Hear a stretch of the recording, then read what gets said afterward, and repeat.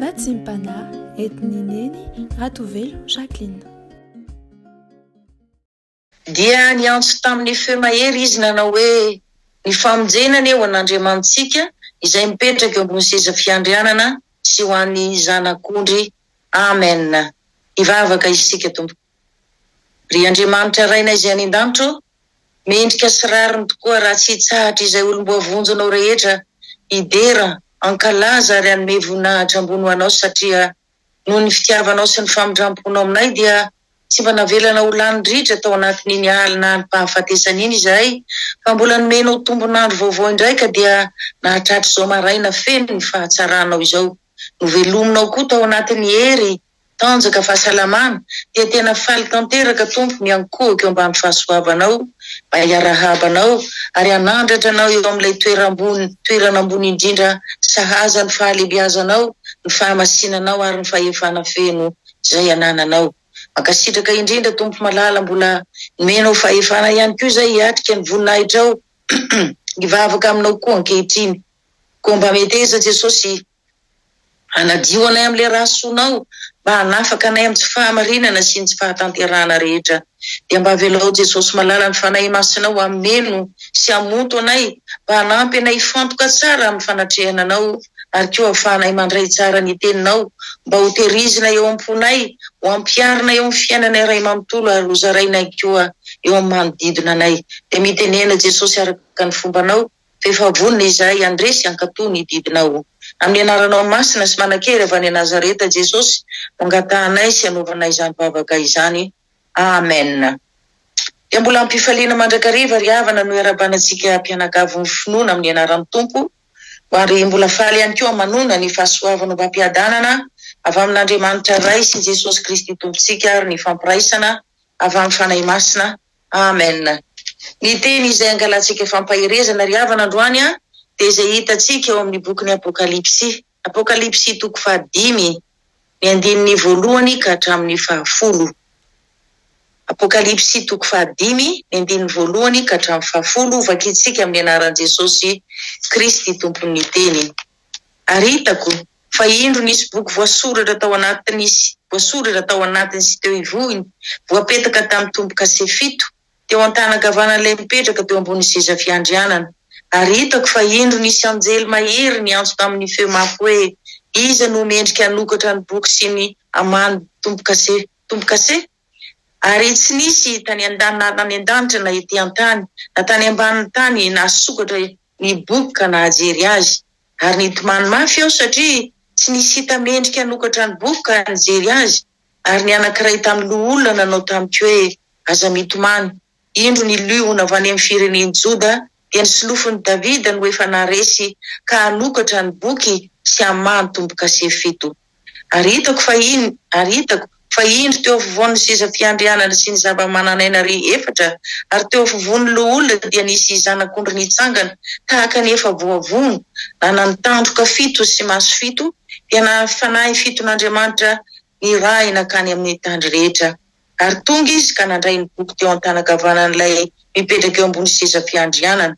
Ary rehefa nandray ny boky izy, ny zava-mananaina efatra sy ny loha olona 420 dia niankohoka teo anatrehan'ny zanak'ondry, sady samy manana lokanga sy lovia volamena feno didikazo manitra izy, dia vavaka ataon'ny olona masina izany. Ary ny hira firam-baovao izy ka nanao hoe ianao no miendrika haka ny boky sy hamany tombo-kaseny fa voavono ianao, ary ny rahanao no nanavotanao ho an'Andriamanitra olona avy tamin'ny foko-pirenena rehetra sy samy hafa fiteny sy ny olona sy ny firenena rehetra, ary efa nataonao fanjakana sy mpisorona ho an'Andriamanitra ireo ary manjaka ambonin'ny tany izy. Amen.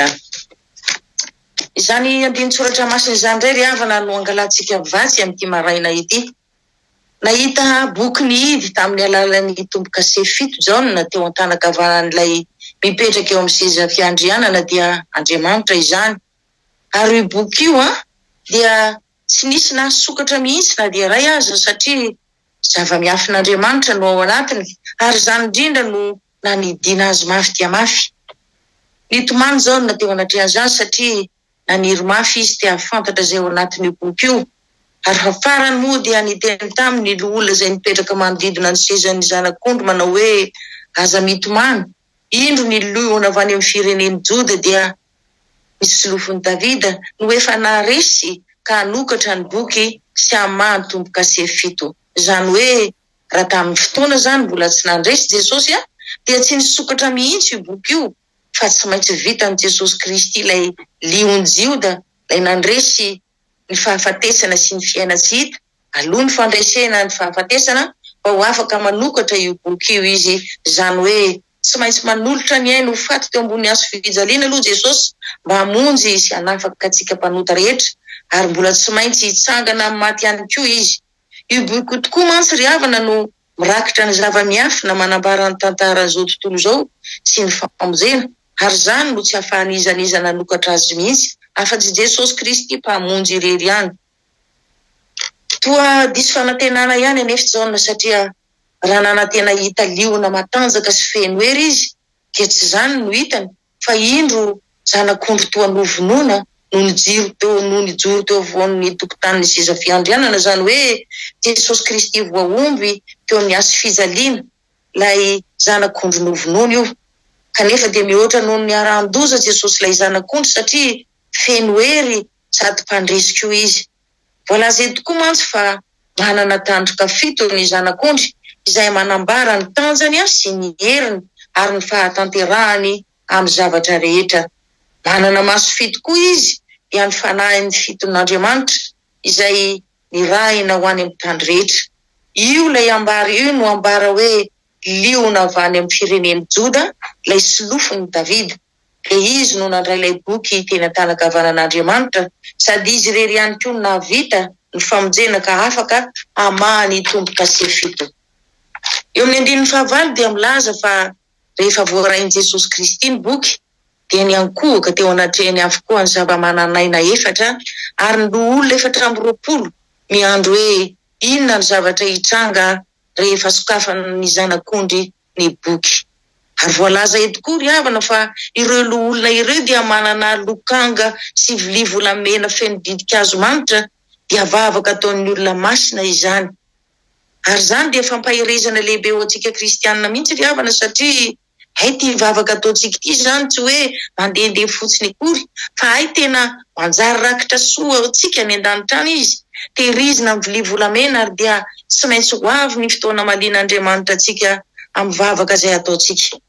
Tsarovy anefa ry havana, fa ny valim-bavaka dia tsy voatery hoe eo ny eo dia ho valiana, na afaka andro vitsivitsy na volana na mety hoe taona maromaro tsy fantatritsika izany, fa mila manana faharetana fotsiny isika miandro ny fotoanan'Andriamanitra. Araka ny tenin'Andriamanitra ao amin'ny Habakoka 2:7 manao hoe eny, na dia mitaredretra azy izy andraso ihany fa ho avy tokoa izy ka tsy hijanona, sady mikendry ny farany izy ka tsy ho diso. Aza mihevitra ihany koa isika ry havana hoe zay rehetra irin'ny fotsika sy angatantsika dia tsy maintsy ho azontsika. Tsy izany fa zay mahasoa, zay mahatsara antsika ihany nomen'Andriamanitra antsika, satria isika tokoa dia fantatr'Andriamanitra fa diso fangataka indraindray. Voazay atolotry ny tompo antsika re ekeo ary raiso ampitiavana sy amin'ny fimonomonomana.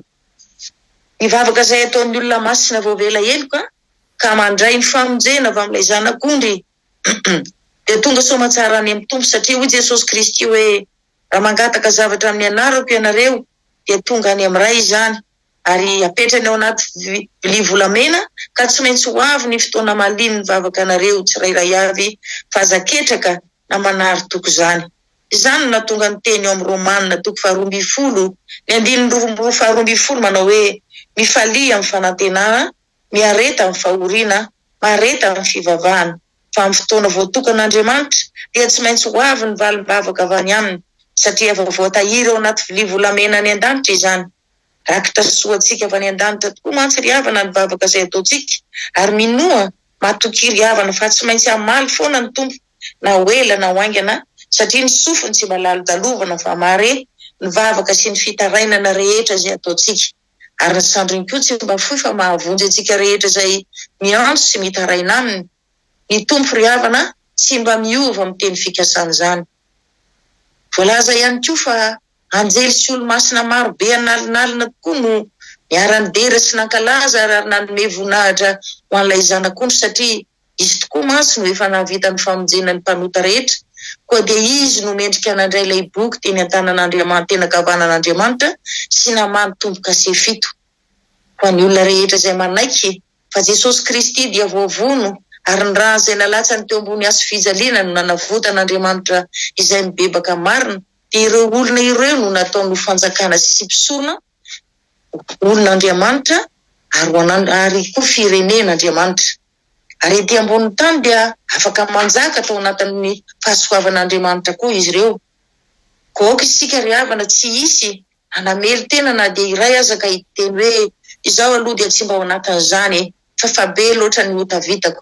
Tsarovy ry havana fa Jesosy Kristy raha nandatsaka ny rano teo ambony hazo fijaliana ary raha nitsangana tamin'ny maty koa dia nataony izany rehetrarehetra izany mba hisoloana vonantsika mpanota rehetra mba azahoantsika famelan-keloka. Noho izany dia mendrika sy rariny tokoa ny zanak'ondry novonoina raha handray hery arena ary fahaendrena, handray faherezana aja sy voninahitra sy saotra ihany koa miaraka amin'Andriamanitra ray satria fantatsika tsara fa Jesosy Kristy ry havana dia Andriamanitra tokoa araka ny voalaza ao amin'ny Isaia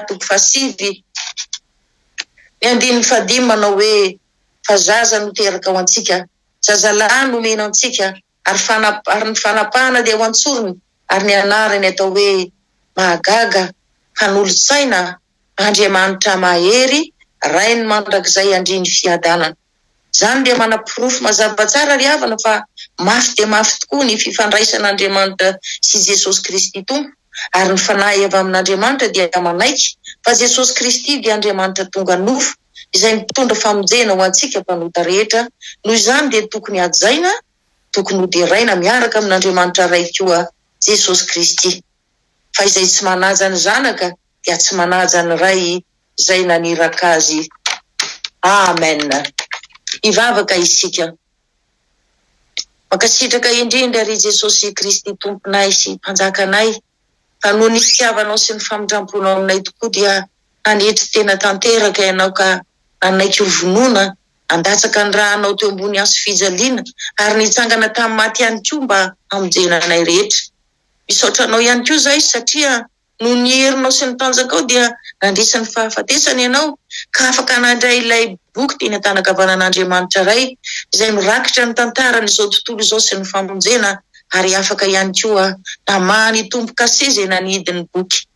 Zava-dehibe ho anay tokoa mantsy izany Jesosy satria tao anatin'ny boky tokoa mantsy no manambara fa ny vavaka izay ataonay isan'andro kay manjary rakitra soanay any an-danitra any ary tehirizina ao anaty vilia volamena ka dia tsy maintsy hovaliana ho vavaka izay amin'ny fotoana voatondronao. Menatra sy mangay ahy izay Jesosy ao anatrehany sitraponao satria ny hefitray diso dia hoe ny fotoana tianay no anatanterahana valim-bavakay, asa irin'ny fonay no amaliana ao anay, omena ho valim-bavaka ao anay. Ka raha tsy tanteraka ao izany Jesosy dia mononmonina izahay eny manome tsiny ianao mihitsy aza Jesosy ary indraindray dia tena miala aminao mihitsy izahay mba hitady vony sy fanafahana any akafa. Tsy fantatray anefa fa tena diso fangataka tanteraka izay ka izany nandavanao ny atakay Jesosy malala. Mamindra-fo re Tompo, mamelany elokay amin'izay rehetra fahadalanay, izay rehetra tsy fankatoavanay ny fitondranao satria mbola noho izany ihany anie Jesosy no tsy nahavitanay ny saotranao tsy nahavita ny dera sy nankalaza ary nanome voninahitra anao ary tsy mba nahavita nanaja anao ihany koa. Adinonay tanteraka mantsy Jesosy noho ny fitiavan-tenanay ihany koa ireo vidy lafo be nalohanao mba hamonjenanay mpanota rehetra. Koa mifona Jesosy mibaby kelika eo anatrehanao Tompo malalo, mba hafao izahay amin'ny otanay sy ny tsy fahatanteranay rehetra. Dia sasao amin'ny raha soanao zay mba hadio ho afaka amin'ny fahalotona rehetra Jesosy malalo ary aza alanao anatinay mihitsy ny fanahinao masina, ampianatra anay, hanoro lalana sy hanitsy anay amin'ny fahadisoanay rehetra mba hatsiarovanay isan'andro fa ianao tokoa ilay Jesosy Kristy zanak'Andriamanitra velona ary tokony ho hajainay, tokony homenay voninahitra ambony tahaka an'Andriamanitra rainao. Amen. Raiso nitsodranmasina avy amin'Andriamanitra raitsika ry havana. Hitahy antsika ne Jehova ka hiaro antsika. ampamirapiratra ny tavany amintsika ne Jehova ka mindra fo amintsika. Anandratra ny tavany amintsika ne Jehova ka nome antsika fiadanana. Izy koa nia ahatanteraka sy ampiorona ary ampitoetra antsika rehetra amin'ny finoana sy ny fankatoavana, ny sitrapony ary koa amin'ny fanajana azy tanteraka. Ho tanteraka tokoa n'izany amin'ny anaran'ny Ray sy ny Zanaka ary ny Fanahy Masina. Aleluia. Amen.